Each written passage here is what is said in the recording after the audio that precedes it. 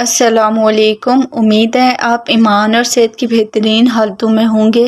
تو آج ہم حسد کے بارے میں بات کریں گے۔ حسد ہے کیا چیز؟ زمین و آسمان کے ساتھ حسد کا کیا تعلق ہے؟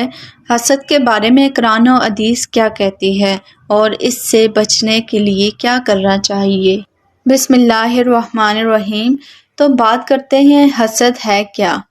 تو حسد وہ باطنی بیماری ہے کہ اس کا بیمار دنیا میں تو چین پاتا ہی نہیں، اس کی آخرت بھی برباد ہو جاتی ہے۔ حسد ایک بدترین اخلاقی برائی ہے۔ ہر دور میں اور ہر سوسائٹی میں اس تباہ کن برائی کے مریض پائے جاتے ہیں۔ حسد کا مطلب یہ ہے کہ ایک مرد اور عورت دوسرے مرد یا عورت کو اچھی حالت میں دیکھے کہ میرے ہی طبقے سے تعلق رکھنے والا یہ شخص مال و دولت، نعمت، شہرت و عزت سے نوازا گیا ہے اور اس سے جلنے لگتا ہے۔ اس کی خواہش یہ ہوتی ہے کہ یہ نعمتیں اس سے چھن جائیں اور مجھے مل جائیں، اور اگر مجھے نہ ملیں تو کم از کم اس شخص سے ضرور چھن جائیں۔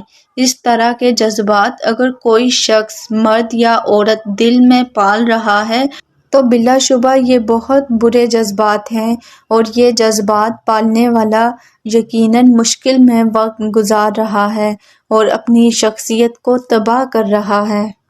ایک حاسد شخص، خواہ وہ مرد ہو یا عورت، دشمنی تو دوسرے سے کرتا ہے اور اس کو رسوائی اور اذیت میں مبتلا کرنے کے در پہ ہوتا ہے، مگر حقیقت میں وہ سب سے بڑا دشمن اپنی ذات کا ہوتا ہے۔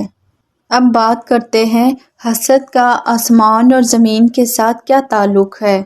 تو قرآن پاک کے بیان کردہ واقعات سے معلوم ہوتا ہے کہ یہ سب سے پہلا گناہ ہے جو آسمان میں کیا گیا، اور سب سے پہلا گناہ ہے جو زمین پر کیا گیا، کیونکہ آسمان پہ ابلیس نے حضرت آدم علیہ السلام سے حسد کیا، اور زمین پر سب سے پہلا قتل جو حابل نے قابل کا کیا تھا وہ بھی اسی حسد کا شکار تھا۔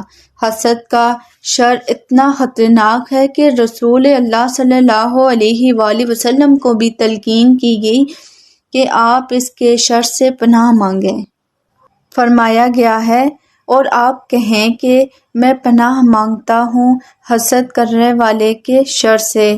رسول اللہ نے ہدایت فرمائی کہ تم حسد سے بچو، اس لیے کہ حسد نیکیوں کو اس طرح کھا جاتا ہے کہ جس طرح آگ لکڑی کو کھاتی ہے۔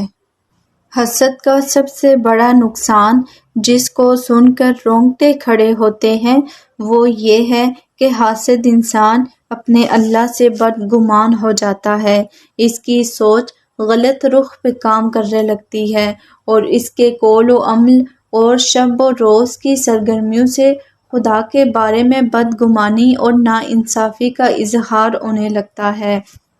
حسد کرنے والا شخص کہتا ہے کہ خدا نے کیسی ناانصافی کی ہے، ان سب نعمتوں کا مستحق تو میں تھا، لیکن دوسرے شخص کو یہ نعمتیں کیوں دی گئی ہیں؟ بالفرض اگر میں مستحق نہیں ہوں تو کم از کم وہ شخص تو ہرگز مستحق نہیں تھا جس کو خدا نے نواز کر مجھ پر فضیلت بخشی ہے۔ خدا کے بارے میں اس شخص کے تصورات، خیالات وہ ہیں جو اس کے ایمان پر اثر انداز ہوتے ہیں، اور حسد کرنے والا شخص اللہ تعالیٰ کے بارے میں بدترین رویہ اپناتا ہے جو دنیا کے سب سے پہلے حاسد نے اپنایا تھا، اور اللہ تعالیٰ نے اس کو اپنے دربار سے مردود بنا کر دھتکارا تھا۔ حاسدوں کے اس اولین پیشوا نے خدا کے حکم سے سرتابی کرتے ہوئے کہا تھا کہ تو نے مجھے آگ سے پیدا کیا، آدم علیہ السلام کو مٹی سے پیدا کیا، اور پھر مجھے یہ حکم دے رہا ہے کہ میں اس کو سجدہ بجا لاؤں، فضیلت کا مستحق تو میں ہوں، اور نعوذ باللہ یہ تو غلط فیصلہ کر رہا ہے، فضیلت کا مستحق تو آدم ہے، آخر میں اس ناانصافی اور زیادتی کو کیسے برداشت کر لوں؟ اور ہر حاسد یہی رویہ اپناتا ہے، وہ بھی خدا سے یہی شکایت کرتا ہے کہ نوازے جانے کا مستحق تو میں تھا اور تو نے دوسرے کو نواز کر مجھ پر فضیلت دی۔ اب بات کرتے ہیں حاسد کے شر سے کیسے بچا جا سکتا ہے۔ حاسد کے شر سے بچاؤ کے لیے اللہ کی شعوری پناہ مانگنے کے ساتھ ساتھ چند تدبیریں اور بھی ہیں جو اس سلسلے میں مددگار ثابت ہو سکتی ہیں۔ جس بندے سے حسد کیا جا رہا ہو اس کو اللہ تعالیٰ پر بھروسہ رکھنا چاہیے، ہرگز گھبراہٹ کا مظاہرہ نہ کرے، یہ یقین رکھے کہ جب تک اللہ نہ چاہے تو بندہ کسی کا کچھ نہیں بگاڑ سکتا، نفع اور نقصان پہنچانے کا اختیار صرف اللہ کو ہے۔ کوئی کچھ بھی کرے، اگر اللہ نہ چاہے تو کوئی ذرہ بھر تکلیف نہیں پہنچا سکتا۔ اگر اس کی طرف سے راحت اور بھلائی کا فیصلہ ہے تو کوئی طاقت اس فیصلے کو ٹال نہیں سکتی، اور اگر اس کی طرف سے ہی نقصان اور تکلیف کا فیصلہ ہے تو کوئی اسے بچا نہیں سکتی۔ جس انسان سے حسد کیا جا رہا ہو وہ خیر خواہی کے سوا کچھ نہ سوچے، ہر حال میں بھلائی کا رویہ رکھے اور یہ یقین و اطمینان رکھے کہ بہترین انتقام لینے والا اللہ رب العالمین ہی ہے۔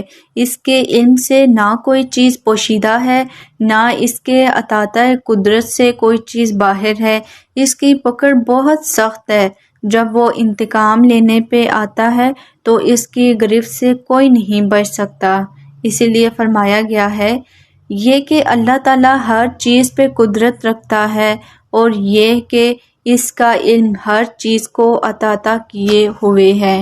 مزید یہ کہ جس شخص سے حسد کیا جا رہا ہے وہ حاسد کی ذلیل حرکتوں اور بے ہودہ باتوں سے پریشان نہ ہو، اور نہ انتقامی جذبات سے پریشان ہو کے ایسی کارروائیاں یا ایسی تدبیریں سوچے کہ خود حاسد کی سطح پر آنے کی حماقت کرنے لگے۔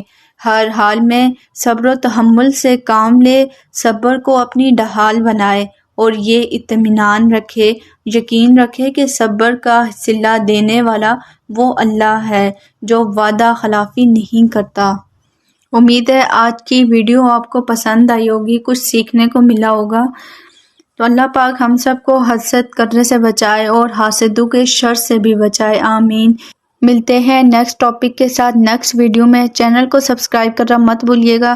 اپنا ڈھیر سارا خیال رکھیے گا۔ اللہ حافظ۔